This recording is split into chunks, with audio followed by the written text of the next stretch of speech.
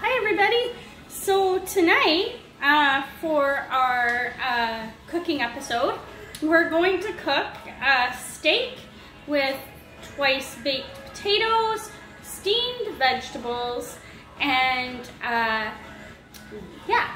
So the wine that we're going to feature with our cooking show tonight is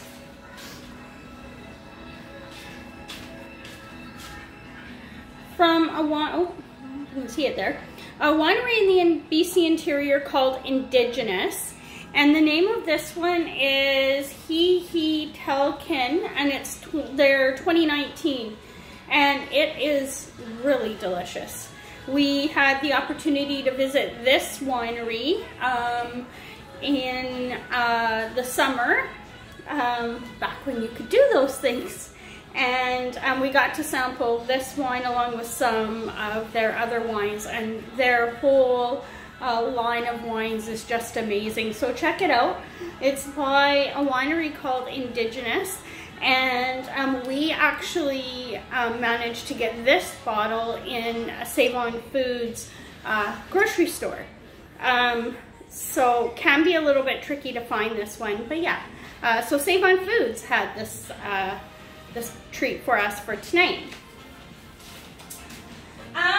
So what are here, let me bring you a little bit closer. What are the ingredients that you're going to need for tonight? You're going to need a steak. So there you go. We have a strip steak, one steak for the two of us, but one steak per person, whatever works for you.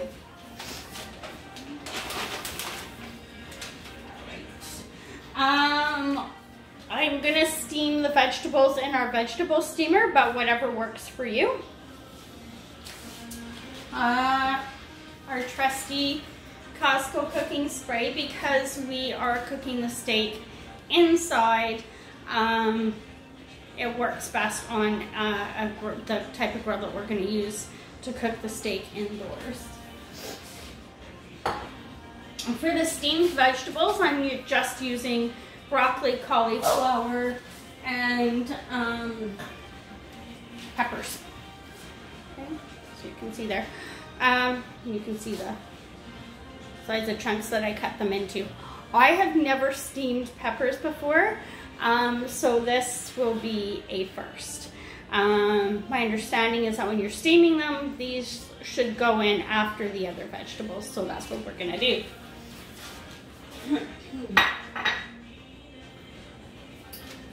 One potato per person. Sometimes when I'm doing this, I have a backup potato. Because when we scoop them out, some people like extra filling, and so to make extra filling for the potatoes, you literally are just going to take one extra potato. This potato is not going to get baked a second time. It's simply going to be a potato that you're going to make extra mash with, where your actual twice baked potatoes, you're going to take the middle out of those and make some filling with those as well. So depending on how much filling you want, you might want to have a backup potato or two, but one potato per person, or depending, you can actually, because we're going to be cutting these in half, you can do a half a potato per person.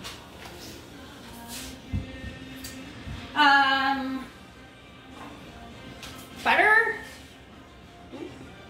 This is margarine, because we have to be a little bit smart, heart smart in our house. So this is some basil margarine or butter, whatever works for you.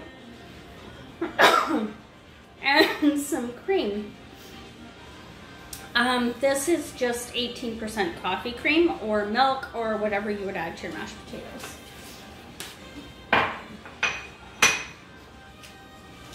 And then finally I have some green onions, just the green onion part again, not the shallot part or the onion part, to mix in with the mix for the potatoes. our trusty bag of Costco bacon bits, or bacon bits. Oh, and I got a new product. I'm not 100% sure where it is, so just bear with me because my helper was putting stuff away today. Okay, so I'll show it to you as I destroy the space cabinet behind the scenes. Yeah, I might have to show it to you. Ah, there we go. Found it. There we go. This product here is called Better Than Bacon, and these are vegan bacon bits. So this is an option too. I've tried them. These are really good. This is the Epicure brand. And yeah, these are really good. So I will either use the Costco bacon bits, or these, or both.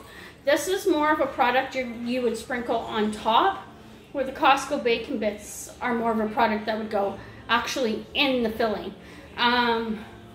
So yeah, this product is considered a food topper, so we'll keep that out. To spice the steak, for our last couple cooking shows, I have been a huge fan of this one, and this one is just from the grocery store. And it is the, let me get it into some light here. I really should wear my reading glasses when I do this, right? So I can make sure that I'm telling you the correct product. Firehouse Steak Spice. I don't know why this has been our go-to for the last couple cooking shows that we've done with steaks. But this one is amazing, and you can't really see, but I'm almost out. So some other options would be garlic and pepper. I have this herbed garlic grinder here, which is basically, the main ingredients in this is sea salt and garlic. So you could actually use this as well. On this steak, we're going to use this in the twice baked potatoes. Like pepper and some minced garlic. We're also going to use, this stuff is so potent. It's called 3 Onion Dip Mix by that company again, Epicure. We're going to use just a tiny bit of this in the twice baked potato mixture as well. But you could also hit the steak with this too. What do we have here? This is steaks, just general steak seasoning. Okay, you can see that beef and steak seasoning would also work. And one of the other things you could add to the, just 1 second, the helper behind the scenes is looking for a glass of that indigenous wine that we were talking about at the beginning of the cooking show. So we're just going to hand that off to the helper, then we'll come back to the spice. There we go. So this is nacho cheese dip mix, again from that company Epicure, but yeah, so we're going to add a little bit, very little bit of this, because this is really potent too, to the filling that's going to go in the twice baked potatoes. So that's your spices. And then twice baked potatoes wouldn't be what they are if you didn't add cheese to them. So you can go with just a plain, and I've talked about this before, I buy the pre-shredded cheese. It's just easier. Please don't judge. So if you want to shred your own cheese, there you go. But yeah, either way. So you want some medium, you could use medium cheddar. The marble mix, or the handy dandy triple cheddar mix. I didn't even know there was 3 kinds of cheddar cheese. I thought there, anyway, there apparently is 3 kinds of cheddar cheese. So there's a triple cheddar mix. I don't know, see how it goes, and when we make the mix for the twice baked potatoes, I'll let you know which one of our options we used. Okay, or maybe we'll use a little bit of each.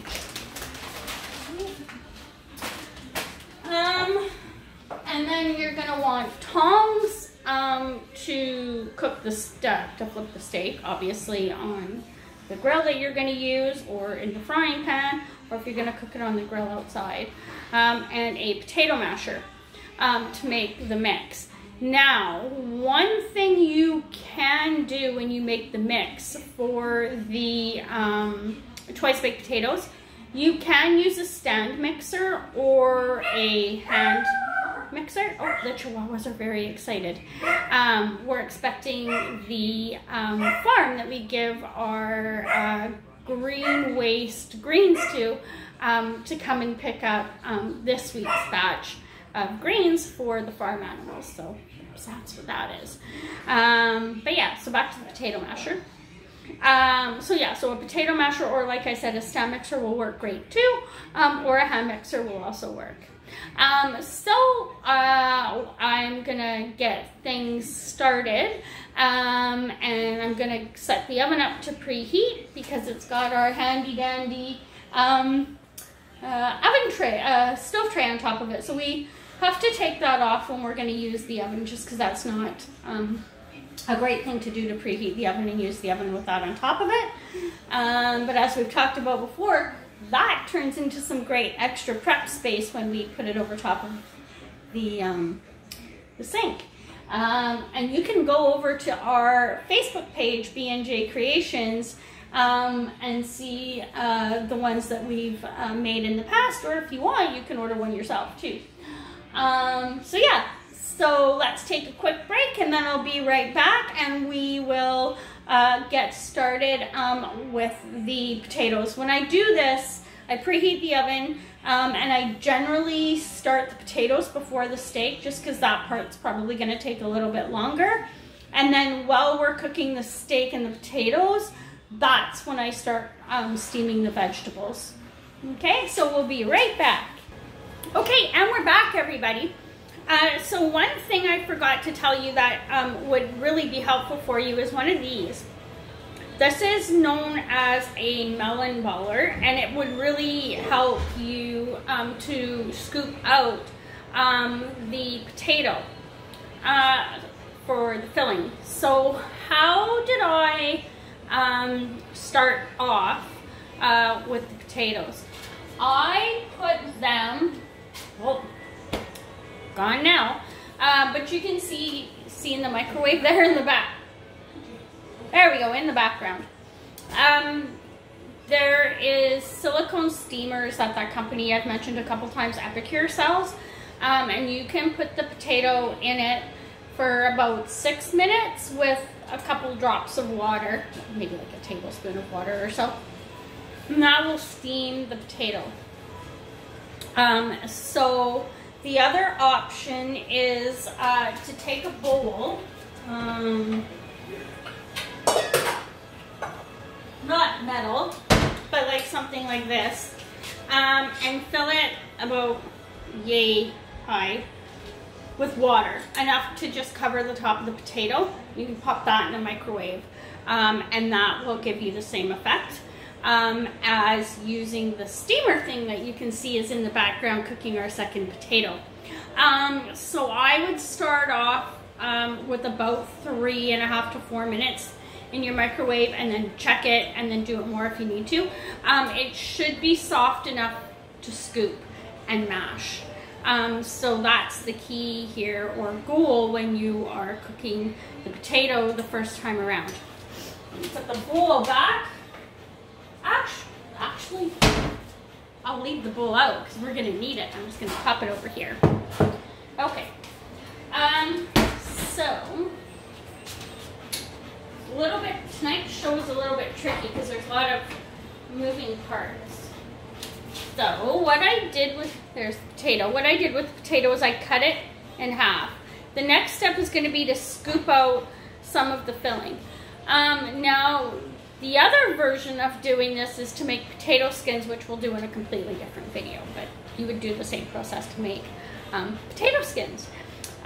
So we're going to scoop out some of the potato, and then we're going to keep the, I guess, the shell, because once we make the mix, we're gonna put the mix back inside that and put it back in the oven and bake it again.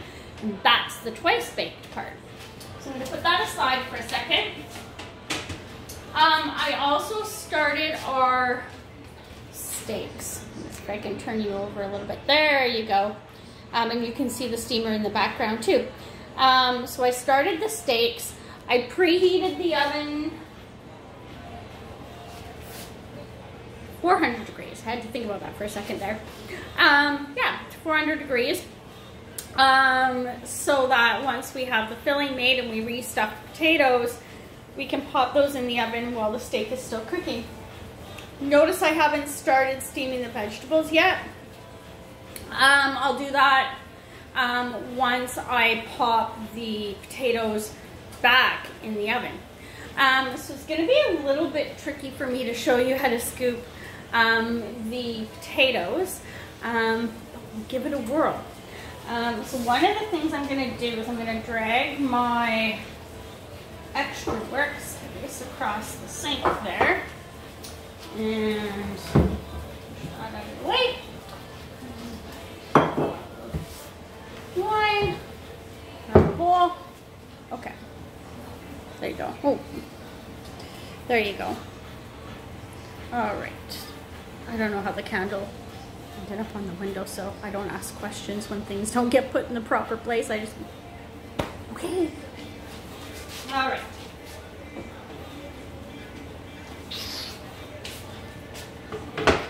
So there's our potato.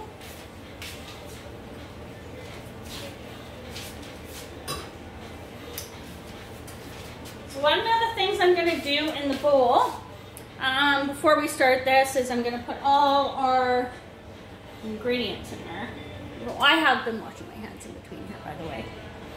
So I know some people are, hey, did you wash your hands? No, I did. I promise you.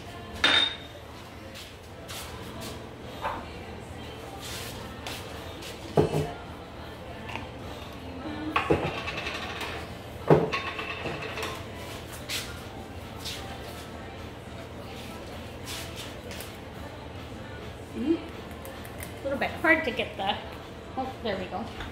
All right. I'm not going to go in with a lot of this. Like, I think maybe 4 or 5 rounds with the grinder there. Okay, and some spoons.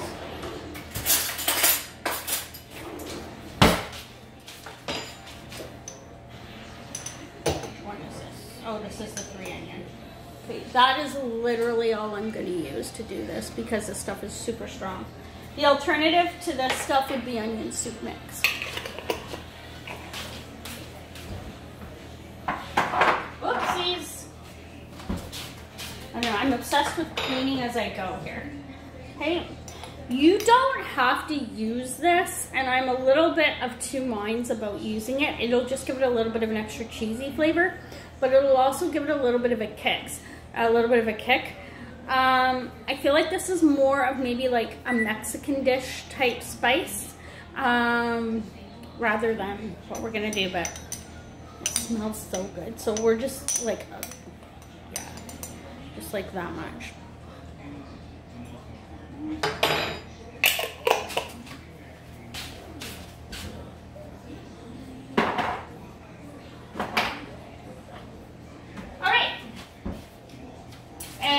I'm going to put the bacon bits in, but I'm going to put them in at the end because I like to put the bacon bits in the microwave for like 10 to 20 seconds before I use them.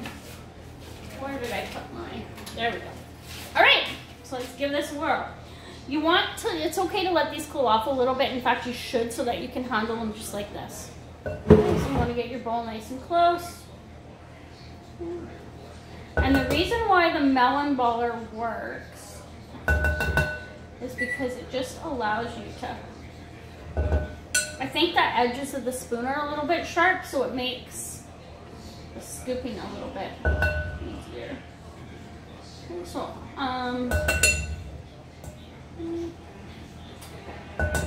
ooh, perfect. Okay, So when I'm done scooping, that's what I have. Okay, so I didn't scoop it too thin. If you were to make these, ooh, steamy. If you were to make these into potato skins, you probably would go a little bit thinner. But because we're gonna be, we want some firmness to this so that it'll hold its shape when we rebake it. Okay. This one might be a little bit dicier because you can see what's happened here with the peel, right? It's coming off, so you might have a little bit of issues with the integrity of it.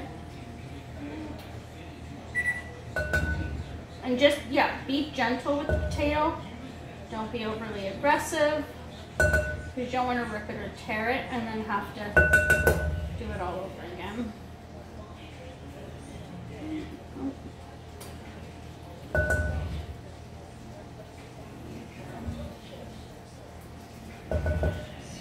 Okay, so that's our first 2 potatoes done. I am going to pull that other potato out of the oven, cut it in half, scoop it, and then I'll be right back to show you how to do the next steps for the filling. Hi everybody, okay, and so we're back. So here are our scooped out potatoes. There we go. Partly scooped out. Here's our mix. So to the mix I also added the cream or milk or none, if that's your preference, and some butter. I almost had to use the backup potato because I added a little bit too much milk, but it ended up being out okay. So what happens if you do not have a backup potato and you have the same problem that I did with the milk? I'm going to show you a little bit of a cheat here. So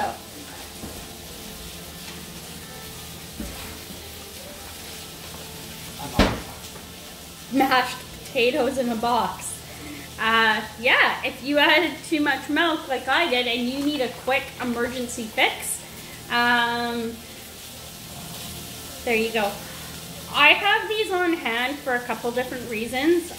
It's not so that I cheat when I make mashed potatoes, but in case something like that happens, this is a quick fix.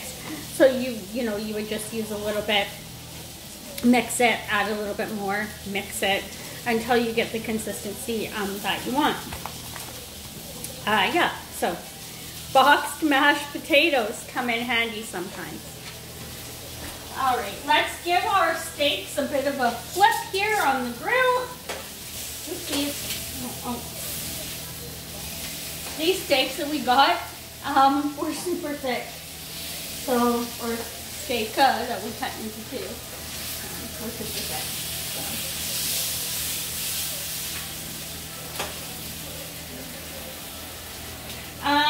I'm gonna start the steamer here shortly with the vegetables.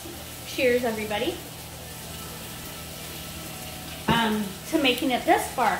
Okay, so what I'll do to show you how that works. Grab a spoon.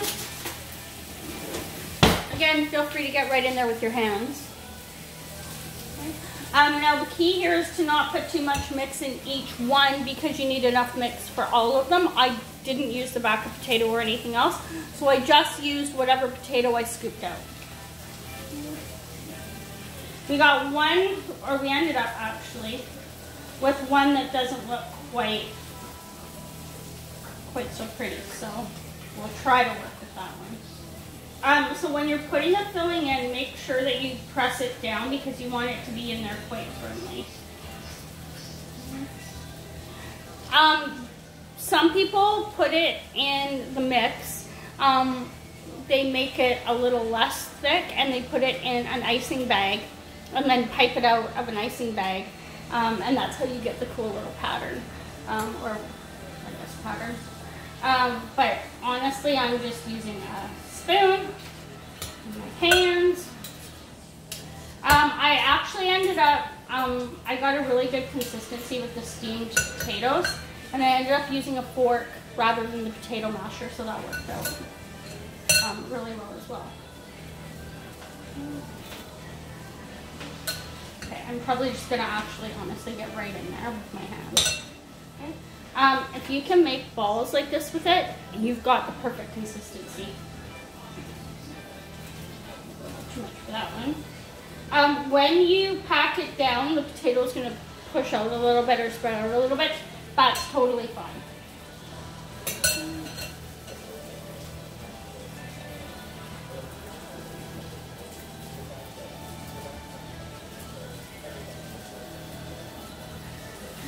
You can also, if you're not going to do these in the oven inside, you can wrap them in tin foil when you grill outside during the summer, which is sometimes what we do too. When we get into the warmer season with our cooking shows closer to the summer, you'll notice that those cooking shows, we're not really going to cook in the house. We're going to cook pretty much everything on a barbecue. We have a barbecue with a side burner, and honestly, that is your best friend during the summer, so that you're not using your stove or anything like that. Okay, so this was the one that didn't turn out quite so pretty, but that's okay. Okay, all right.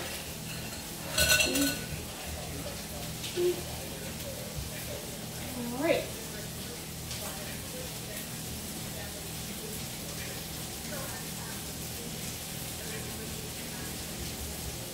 Okay.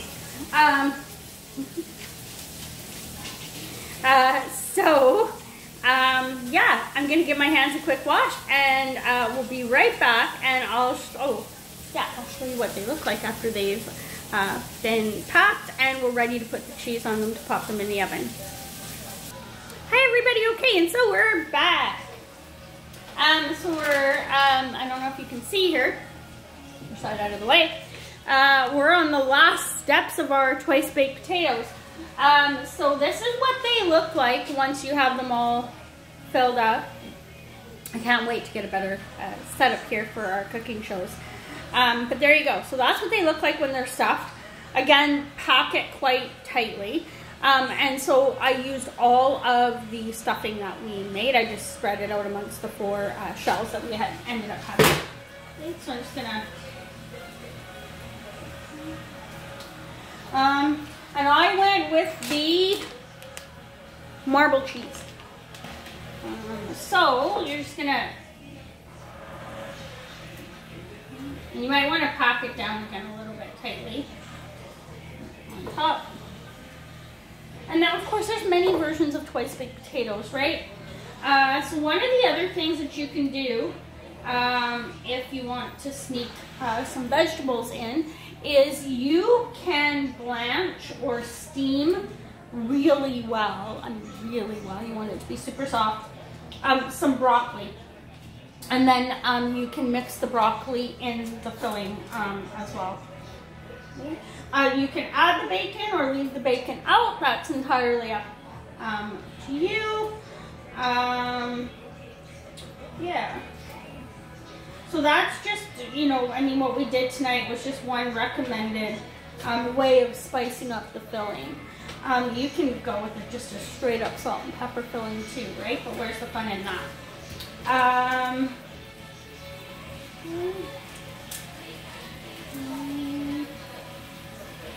These are by no means either calorie-wise. Okay, though. Can you do these vegan? Sure, you can. Use vegan cheese. If you're going to use a bacon product, use a vegan bacon product, like Better Than Bacon Topper. Yeah, so use vegan options for the cheese and things like that. You can make the potatoes vegan. The steak, unfortunately, there is no vegan option for that, but yeah. Okay, so I'm gonna grab some of my Better Than Bacon topping. Some on each one. Give my steaks a quick look there, and they're coming along nicely. Of course, cook the steak to whatever you or whoever you're cooking for. Prefers it. In our house, we have one that prefers really well done. The other one that prefers rare is an understatement. And which is another reason why we take one steak and cut it in half. That way everybody gets steak the way that they like it. Okay. There you go. Oh, you get to see the stove topper tray in use over the sink there. Yeah. Okay, so I'm going to pop these in the oven. Again, the oven has been preheated to 400 degrees. These are probably going to sit in the oven for like 10 to 15 minutes, not a whole lot of time. During that 10 to 15 minutes, you're going to steam your vegetables and finish off your steak. So I'm going to pop these in the oven and then I'm going to start the vegetable steamer. Again, a trick with the vegetable steamer, if the water that you're putting in the bottom of the vegetable steamer isn't hot enough, add some salt and that'll help the water boil a little bit quicker, which is what I'm going to do with mine, just to speed up the water boiling process a little bit. So, where did my wine go? Cheers, everybody, and we'll be right back with the final steps in our steak, twice baked potato, and steamed vegetable dinner. Hi, everybody. Okay, and so we're back. So the steak cooked up to the way that we preferred it. The potatoes spent about 12 minutes in the oven until the cheese was melted and started to turn a little bit of a golden brown. While that was all going on, our vegetables steamed. So I have steak, the twice baked potato, and steamed vegetables. What did we put on the steamed vegetables? Nothing, because as I've said before in our videos, we just eat them plain with nothing on them. But go ahead and toss some butter and some seasoning on them, whatever works best for you. Yeah, so there you go. The wine again that we featured was a wine from the Indigenous winery that we had the pleasure of visiting back when you could do that. And this one that we had tonight was the Hee Telkin 2019, and it is such a delicious wine. And so give it a try, and again, support your local BC wineries if you can, because these are some great wines. Coming up on one or two of our next cooking shows, apple muffins, and tomorrow night, possibly, mac and cheese with smokies is another one that's coming up, and minestrone soup as well. So stay tuned for those. Until next time, cheers everybody and enjoy your dinner.